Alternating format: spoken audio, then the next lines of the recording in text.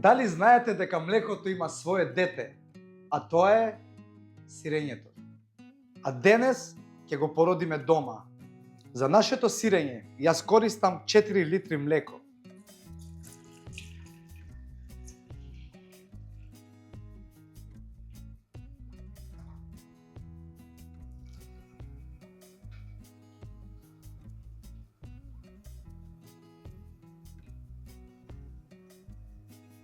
Многу важно нешто што треба да го знаеме кога правиме сирење, видот на млекото е многу важен. Ако користиме купено млеко од продавница, тоа веќе е пастеризирано. Тоа значи дека е загреано, за да се уништат штетните бактерии. Нема потреба повторно да се вари, само нежно да се загрее. Околу 35 до 37 степени Целзиусот. Ако користиме свежо сурово млеко, директно од крава, тоест домашно млеко, тоа не е пастеризирано, туку е сурово млеко. Содржи природни бактерии и добро и потенцијално штетни. Традиционално луѓето кои користеле свежо без варење, особено кога ја знаеле кравата и фармата. За дополнителна безбедност дома, особено ако има деца, може нежно да се загрее суровото на 60 до 63 степени Целзиусови и да се задржи на таа температура околу 30 минути. Ова ги намалува штетните бактерии, а го зачувува вкусот и структурата. Потоа се лади на 35 до 37 степени и се додава сирилото. Ова е многу важно за едно убаво сирење. Сега во овој случај, порано како правеле нашите предци, затоа што немале термометар за да го измерат млекото, правеле на многу едноставен начин. Тоест, го ставале прстот внатре, треба да ти ја издржи температурата, да не те гори. Тога значи е спремно за сирилото. Сега јас ќе го искористам оној стариот момент, како што правеле нашите предци. Немам термометар, затоа имам прст. Одлично, идеално. Сега тука имам 2 лажици кисело млеко. Мора на тој начин да ја развиеме бактеријата. Ќе ставам една кутлача од млекото, а може уште една, за да може убаво да ни се раствори киселото млеко, за да имаме рамномерно секаде од, да речеме, од мајата.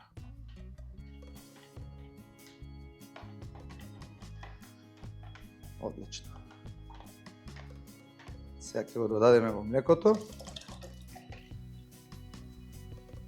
Ќе промешам пак. Сега поставам капакот и го оставаме 15 на минути за да се развие бактеријата. Многу важно, кога правиме сирење, може да додадеме кисело млеко пред сирилото, но не е задолжително. Се зависи од видот на млекото и тоа каков вкус и текстура сакаме. Зошто додаваме кисело млеко? Киселото млеко содржи живи млечно-киселински бактерии. Тие започнуваат блага ферментација, што дава подлабок, потрадиционален вкус. Исто така помагаат сирењето подобро да се стегне, особено ако користиме купено, хомогенизирано млеко.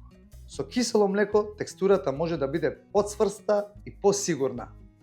А во случај, ако користиме свежо сурово млеко, тоест домашно млеко од крава, тоа веќе има природни бактерии и не е потребен стартер. Додавање кисело млеко може да направи сирењето да стане покисело од посакуваното. Исто така, ако сакаме почист, поблаг вкус, подобро е да користиме само млеко и сирило. По истекот на 15 на минути, сега е идеално време да се додаде сирилото. Тука имам 2 мл сирило, ќе го растворам во малце вода, за да може рамномерно да имаме секаде од сирилото во да речеме, во сирењето уште неродено.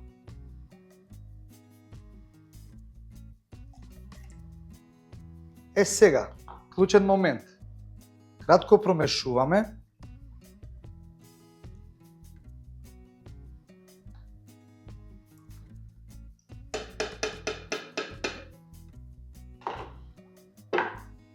Повторно поставаме капакот и вака направеното сирење во иднина не треба да се помрне ама ниту милиметар, како што е, така да остане од прилика 2 часа. Сега, кога станува збор за сирилото, не може секогаш точно да се каже колку треба да се стави, затоа што различните сирила имаат различна концентрација и јачина, а други се многу концентрирани и се користат во многу мали дози. Затоа секогаш треба да се чита упатството на конкретното сирило што го користиме, а не на слепо да се следи нечија мерка од видео или рецепт. Во овој наш случај, сирилото што го користиме е поконцентрирано, па за 4 литри млеко додаваме 2 милилитри сирило. Така е, значи дојдовме до вистинскиот момент. Сирењето е веќе убаво isfermentirano, можете и самите да забележите. Сега, сакам првично да земам малце од течноста, тука да ја префрлиме, за да не ни одземе многу време при цедењето на сирењето.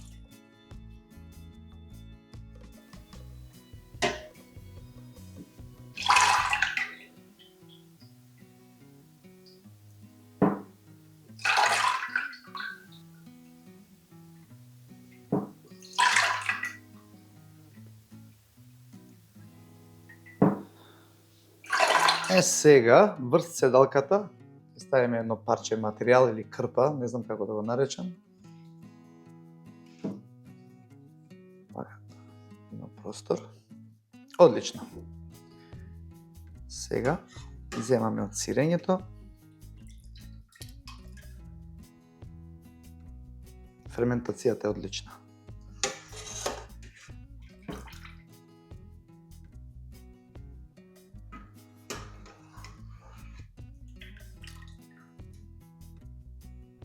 Сега ги земаме краевите.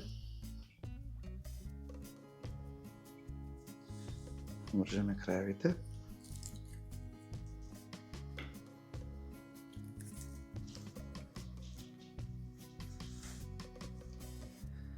И вака ќе го покачиме негде да се цеди. Ете, гледаш, почнува.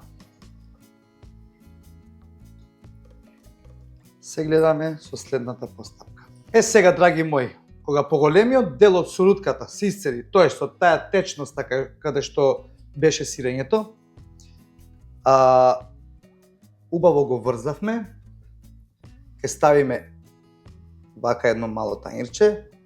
Јас тука наполнив една тегла со вода, затоа што треба тежина. Вака спремното сирење оди во фрижидер на ладење, од прилика 1 ден. И додека сирењето ни е во фрижидер и се лади, за тоа време ќе го направиме солилото. Тука ја имам сирутката, која што претходно го добивме од сирењето. Како се прави всушност солилото? Првично ќе додадеме сол колку што мислиме. Еве, пример, 2 лажици. Како би знаеле дали е доволно или дали е тоа доволно сол? Убаво ќе промешаме.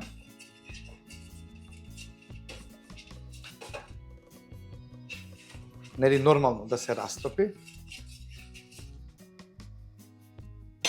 Потоа, ова јајце ќе ни покаже дали е солилото доволно солено. Ни треба јајце кое што е претходно на собна температура. Ќе промешаме уште малце, да се растопи солта.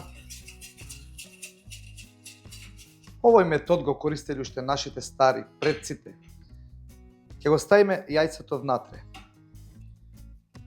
Кога јајцето ќе почне да се издига на површината, тоа значи има доволно сол, но не и целосно да лебди горе. Доволно е само да се покаже да се покаже малце јајцето на површина. Не и целосно да лебди, тоа е веќе превише сол.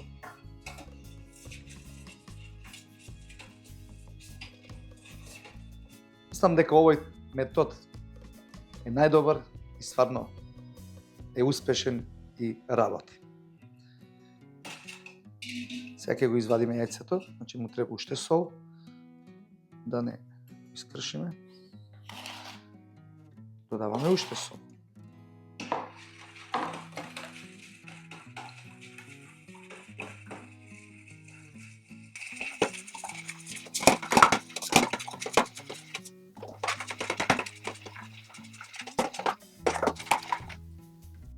Ајде да видиме што вели јајцето сега.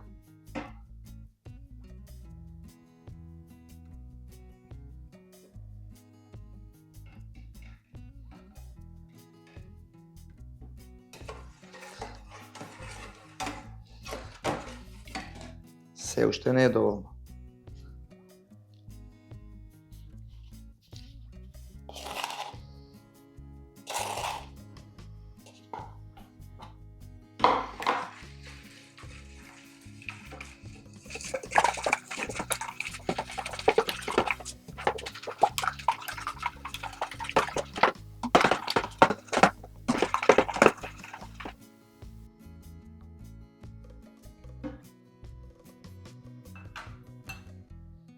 Тоа е тоа.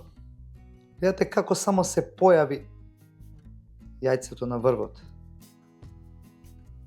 Че не можете од пената да видите. Гледате. Јајцето само се појави малце на врвот, тоа значи дека солилото не е спремно, доволно е.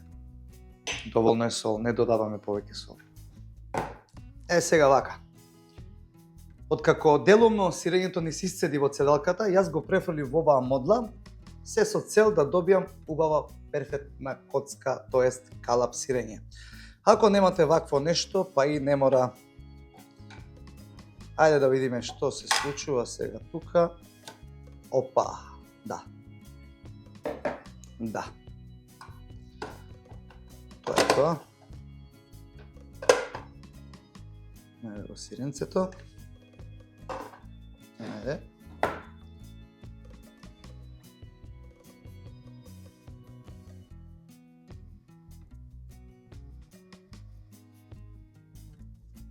Перфектно. Ајде да го исечеме.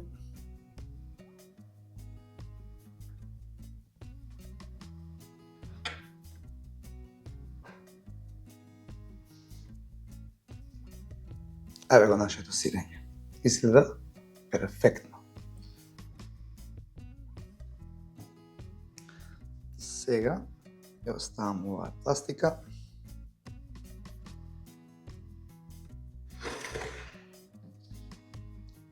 Нормално. Ќе ставиме од солилото.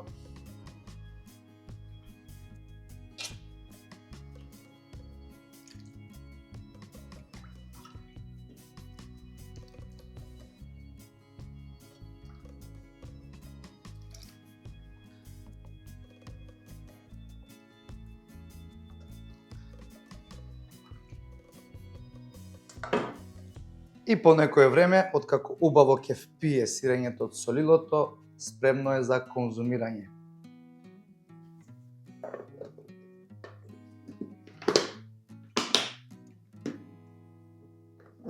На здравје!